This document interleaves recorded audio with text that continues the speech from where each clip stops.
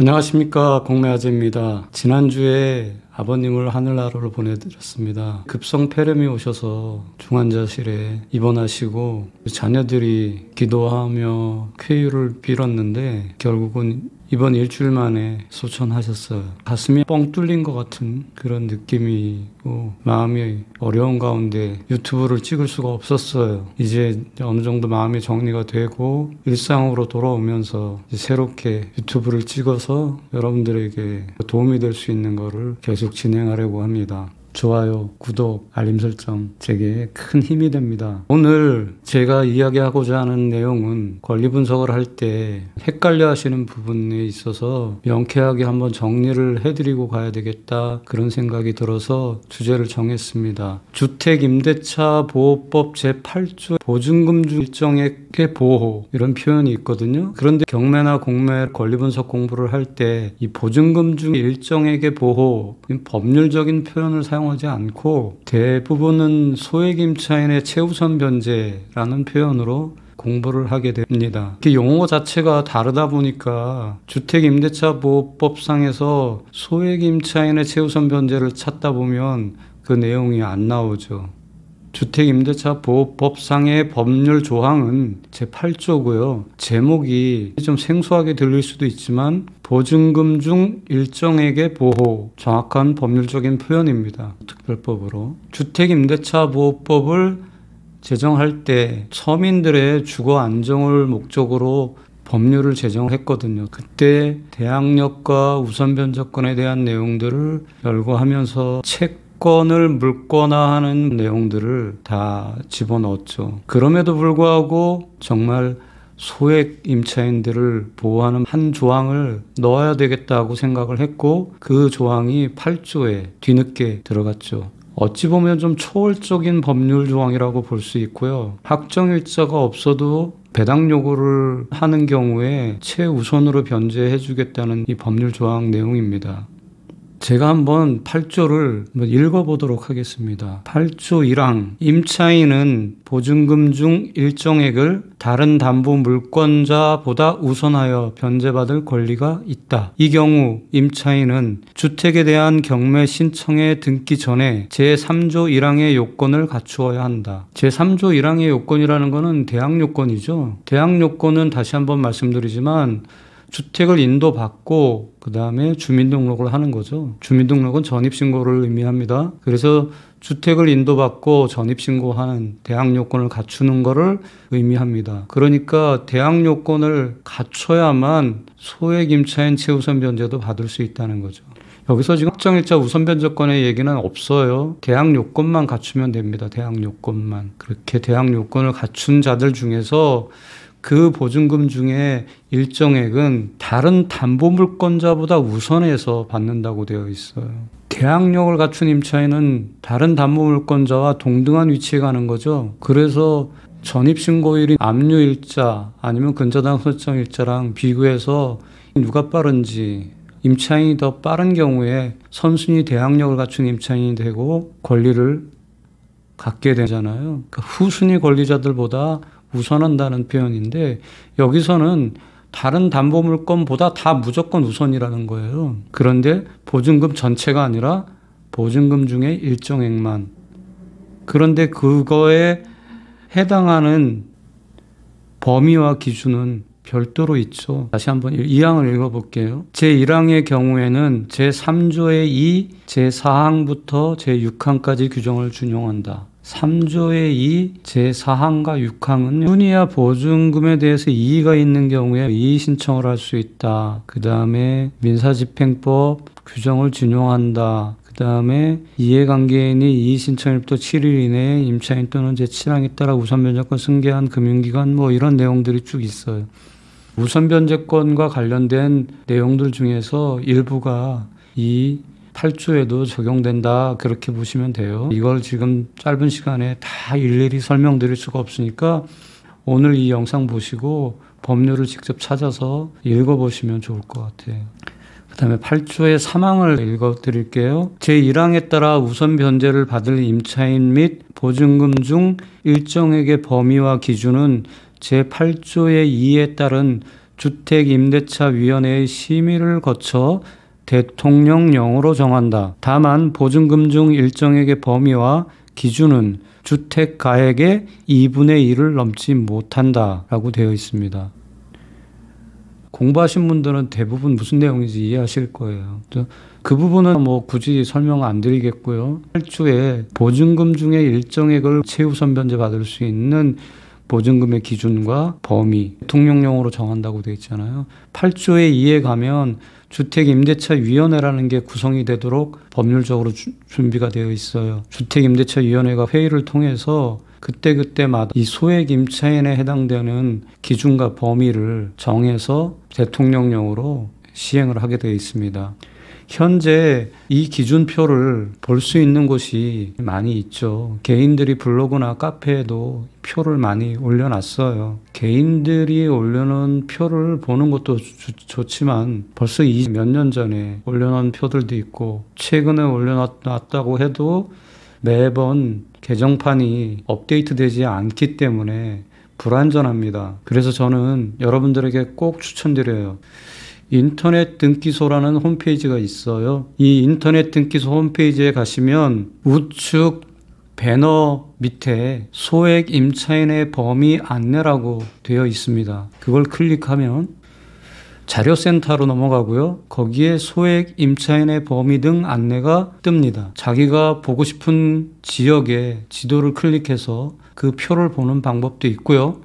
그 지도 우측 상단에 보면 소액 임차인 범위 등 안내 전체 보기라는 클릭할 수 있는 창이 있어요. 그걸 다시 한번 클릭을 하면 별도의 창이 열리면서 표가 올라옵니다. 인터넷 등기소에 이 표를 소개해드리는 이유는 국가기관이 관리하고 있는 표고요. 그 다음에 가장 빨리 업데이트가 된다는 겁니다. 최신판까지 그때그때 실시간으로 업데이트가 되기 때문에 1년 전에 2년 전에 개인들이 블로그나 카페에 올려놓은 표를 이용하시다 보면 마지막 최신 기준을 놓칠 수도 있어요. 2021년 5월 11일 마지막 기준이 올라와 있죠. 지금 인터넷상에 떠돌고 있는 표들 중에서는 이 마지막 개정이 올라와 있지 않은 표들도 많이 돌아다녀요. 그러다 보면 실수할 수 있겠죠. 그런 실수를 하지 마시라고 제가 이 표를 설명드립니다. 인터넷 등기소 기억하셨다가 꼭 이 표를 활용하시고요. 스마트폰에 인터넷 등기소를 아예 하나 열어놓으시고 이 표를 열어서 늘 보실 수 있도록 저장해 두시고 열어놓고 계시면 좋을 것 같아요. 굳이 외울 필요는 없겠죠. 그때그때 스마트폰 열어서 이 표를 보시면 되고요. 오늘 제가 정작 가장 중요하게 생각하는 부분은 마지막 번에 보면은 당구장 표시가 있고요. 이 당구장 표시의 1번, 2번, 3번, 4번 이 내용을 얘기하려고 해요. 이걸 잘 모르시는 분들이 많아요. 초보자분들께서는. 제가 자세히 설명드릴게요. 1번, 기준 시점은 담보 물권, 저당권, 근저당권, 가등기 담보권 등 설정일자 기준임. 대법원 2001-84824 판결 참조 이렇게 되어 있습니다. 대법원 판례로 기준 시점을 이렇게 정한다라고 정해놓은 거죠. 그 기준 시점이란 건 어느 시점에 소액 임차인의 기준과 범위를 적용할 거냐 하는 부분을 이야기하는 거예요. 예를 들어서 지금 서울의 소액 임차인은 1억 5천만 원 이하 보증금을 소액 임차인으로 봅니다. 그 중에 보증금 중에 일정액은 얼마냐면 5천만 원입니다. 자, 1억 5천만 원 이하로 계약하는 임차인인 경우에는 무조건 5천만 원까지는 담보물권에 우선해서 배당하겠다는 의미라고 이해하시면 됩니다. 굉장히 단순한데 왜 기준 시점을 어떻게 적용할 거냐가 중요하냐. 이렇게 설명드리겠습니다. 제가 임차인이에요. 제가 집을 얻으러 갔습니다. 아파트를 보고 마음에 들어서 계약을 하려고 합니다. 보통 임차인이 계약을 할 때는 등기부등본을 떼어보죠. 그래서 확인했더니 아무런 물권자가 없어요. 한마디로 근저당권, 가등기 담보권 이런 것들이 설정되어 있지 않아요. 그러면 지금 현재 2021년 5월 11일자에 대통령령으로 시행된 이 기준 서울시에서는 1억 5천만 원 이하 그러니까 1억 3천에 보증금을 걸고 월세 얼마 이렇게 했으면 소액 임차인에 해당이 되고요. 5천만 원까지는 확보를 일단 한다고 볼 수 있는 거죠. 그런데 여기서 물건 설정일 기준이라는 표현은 뭐냐면 마음에 든 집을 계약하려고 등기부등본을 떼어봤더니 선순위 근저당 5천만 원이 설정되어 있어요. 2010년도에. 아파트는 뭐 한 8억쯤 가는 거기 때문에 2억 3억 보증금 걸고 임차인으로 들어가는 게 그닥 부담스럽지는 않을 수 있죠. 아파트 가격 자체가 높으니까 선순위로 뭐 5천만 원짜리 근저당 하나 있는 게 그렇게 부담이 되지는 않아요. 왜냐면 대항 요건을 갖추고 확정일자를 받으면 순위가 보전이 되고 그 순위에 따라서 배당을 받으면 되니까. 그런데 소액 임차인에 해당되는 부분은 조금 달라요. 근저당권자, 물권자가 2010년에 설정했기 때문에 이 표를 2010년으로 돌아가서 봐야 된다는 거예요. 2010년 7월 26일자의 기준표를 보면 서울특별시에는 7,500만 원 이하 보증금이 소액 임차인이고 그때 보증금 중에 일정액은 2,500만 원이라는 거예요. 그러면 지금 현 시점에서 1억 3천 보증금을 걸고 임차 계약을 한다면 소액 임차인이냐 하는 거에서 문제가 생긴다는 거죠. 당구장 표시 1번에서 제가 말씀드렸잖아요. 기준 시점은 담보 물건 설정일자 기준이라고 되어 있고 대법원 판례라고 말씀드렸잖아요. 이것 때문에 현재 계약하지만 담보권자가 2010년도에 담보를 설정했다면 그 당시의 표로 돌아가서 봐야 된다는 거죠. 그러니까 소액 임차인으로 계약하고 싶으면 2010년도 7월 26일자 표에 7,500만 원 이하로 계약을 해야 된다는 거죠. 지금 계약하더라도 그 담보권에 맞춰 그 기준과 범위를 맞춰야 되기 때문에 7,500만 원으로 계약을 해야만 소액 임차인에 해당된다는 거예요. 이해하셨죠? 국가기관이 압류를 통해서 공매를 진행하는 거잖아요. 등기부등본상에 물권자가 없는 경우가 많이 있죠. 그런 경우에 임차인이 소액 임차인이냐 아니냐를 따져볼 때 초보자들이 당황하죠. 어떤 기준을 봐야 되는 거야? 이 압류 설정 당시의 기준으로 소액 임차인을 따져줘야 되는 건지 헷갈린단 말이에요.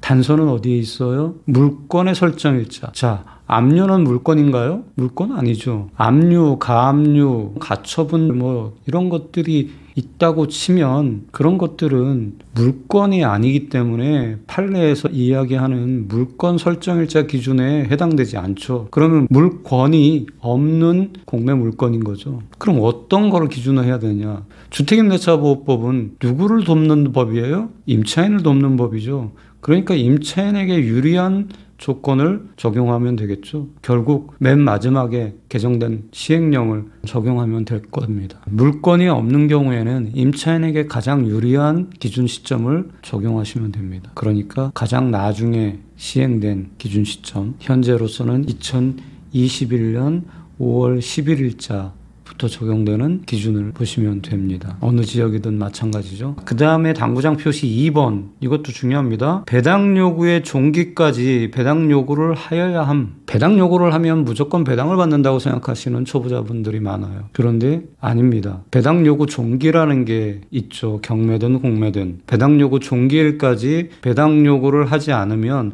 그 어느 누구도 배당을 받을 수가 없습니다. 물론 당연 배당권자는 제외하고요. 당연 배당권자는 제가 이전에 영상 찍었는데 여기 링크 올려드릴게요. 가서 다시 한번 공부하시기 바랍니다. 당연 배당권자를 빼고 어느 누구도 배당 요구 종기일까지 배당 신청을 하지 않으면 배당을 받을 수가 없다. 결과적으로 소액 임차인의 최우선 변제도 마찬가지입니다. 왜 그러냐면 법조계에서는 권리 위에 잠자는 자는 보호하지 않는다는 표현을 많이 사용하고 있죠. 본인이 배당받을 수 있는 권리가 있는데 불구하고 배당 요구를 하지 않으면 배당해 줄 수 없다는 거죠. 소액 임차인에 해당되더라도 배당 요구를 하지 않으면 배당을 받을 수가 없다. 그런 표현이라고 보시면 됩니다.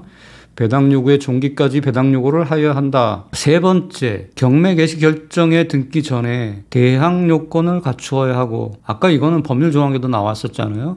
3조의 1항을 갖춰야 된다고 되어 있어요. 대항 요건, 주택의 인도 및 주민등록이라고 말씀드렸어요. 배당 요구의 종기까지 대항력을 유지해야 함. 배당 요구 종기까지 대항력을 유지하라고 돼 있어요. 이게 기준이죠. 많은 분들이 대항력을 언제까지 유지해야 합니까? 라고 질문하시는데 이게 해답이죠. 배당 요구의 종기까지 유지하면 됩니다. 그런데 이것도 위험 부담이 있죠. 어떤 위험 부담 말합니까? 세상 일이라는 건 꼭 계획대로 진행되지 않을 때가 있죠. 경매나 공매가 임차인이 배당 요구를 해서 배당을 받을 수 있는 자격까지 확인하고 배당을 받을 수 있겠다고 배당표까지 다 짜서 안심하고 대항력을 빼버렸어요. 어떤 걸 빼요? 전입신고를 빼버려요. 문제는 없죠. 배당 요구 종기까지 대항력을 유지했으니까 그 다음에 전입을 빼는 거는 문제가 없어요. 없다고 봐야 되는데 이 세상 일이라는 그렇게 단순하지가 않죠. 자기가 철저하게 믿었던 그 경매권, 그 공매권이 갑자기 취하될 수 있어요. 취하되는 과정들은 뭐 여러 가지가 있을 수 있어요. 그걸 제가 다 일일이 설명드릴 수는 없지만 하여간 경매나 공매가 갑자기 취소가 되거나 취하가 될 수가 있어요. 그렇게 되면 다음번에 다른 채권자가 경매를 넣든지 아니면 다른 위임기관이 공매를 넣든지 하겠죠. 그렇게 되면 어떻게 됩니까? 대항력을 배당요구 종기일까지만 유지하면 된다는 그것 믿고 전입을 빼버렸더니 대항력이 사라졌는데 다른 경매, 다른 공매가 진행이 돼버려요. 그러면 대항력이 없는 사람이 돼버리는 거죠. 진행되어 오던 그 경매나 진행되어 오던 그 공매가 배당까지 잘 진행이 됐으면 아무 이상이 없었을 텐데 그게 갑자기 취하되고 갑자기 취소돼 버리고 다른 경매, 다른 공매 번호가 따지면서 새롭게 공매나 경매가 진행되면 그때는 대항력이 없는 사람이 돼버리는 거죠. 그러니까 임차인은 임차보증금을 완벽하게 돌려받은 그때까지 대항력을 유지하는 게 더 확실한 방법이다. 꼭 전입을 빼야 되는 상황이 발생한다면 임차권 등기 명령을 신청을 해서 임차권 등기를 하라고 말씀드렸죠. 또 민법에서 나오는 주택 임대차 등기를 활용할 수도 있다라고 말씀드렸죠. 그것도 영상도 링크 걸어드리겠습니다. 그 다음에 네 번째, 주택가액, 대지의 가액 포함 2분의 1에 해당하는 금액까지만 우선 변제 받음. 주택임대차보호법 제8조 사망 단서조항. 주택가액의 2분의 1을 넘지 못한다. 그런 단서조항이 있었죠. 그 내용을 함축적으로 다시 표현해 놓은 겁니다. 굉장히 중요한 네 가지를 함축적으로 적어놨어요. 여러분들은 꼭 이 영상 보시고 나서 인터넷 등기소 가셔서 이 소액임차인의 범위 안내 전체 보기를 클릭하셔서 표 보시고 그 마지막에 적혀있는 네 가지를 보시면서 이 영상 다시 돌려보기를 하시면 좋을 것 같아요. 인터넷 등기소 네이버에 치시면 링크 나오고요. 클릭해서 들어가시면 우측에 수액 임차인의 범위 안내가 나오고 클릭해서 들어가시면 지도 나오고 지도의 상단에 전체 보기가 있어요. 그걸 클릭하시면 별도 창으로 표가 열리고 그 표 아래에 가면 지금 설명드린 이 네 가지 내용이 있어요. 보시면서 제 영상 다시 한번 돌려보게 하시면 이해가 빠르실 겁니다. 초보자분들이 꼭 실수하는 내용들 중에 한 가지예요. 소액임차인의 최우선 변제, 이걸 통해서 완벽하게 이해하시고 넘어가시면 좋고, 기준 시점은 물권 설정 일자 기준이다. 물권이 없으면 임차인에게 가장 유리한 마지막 기준을 적용한다. 좋아요, 구독, 알림 설정 제게 큰 힘이 됩니다. 제가 다음번 영상 때는 아버지를 하늘나라로 보내면서 천추의 한으로 남는 내용이 좀 있어요. 이건 부동산 얘기가 아니라서 유튜브로 찍을까 말까 좀 고민 중인데요. 사람 사는 게 부동산만 중요한 건 아니잖아요. 공매만 중요한 건 아니에요. 그래서 연로하신 부모님들을 모시고 계시는 공매 투자하시는 분들에게 꼭 전해드리고 싶은 이야기가 있어요. 그걸 한번 정리해서 영상을 찍어볼까 해요. 공매화재가 전하는 공매가 아닌 이야기, 괜찮을지 모르겠지만 모두가 알았으면 좋은 이야기, 그런 이야기를 한번 준비해 보려고 합니다. 꼭 구독 부탁드립니다. 감사합니다.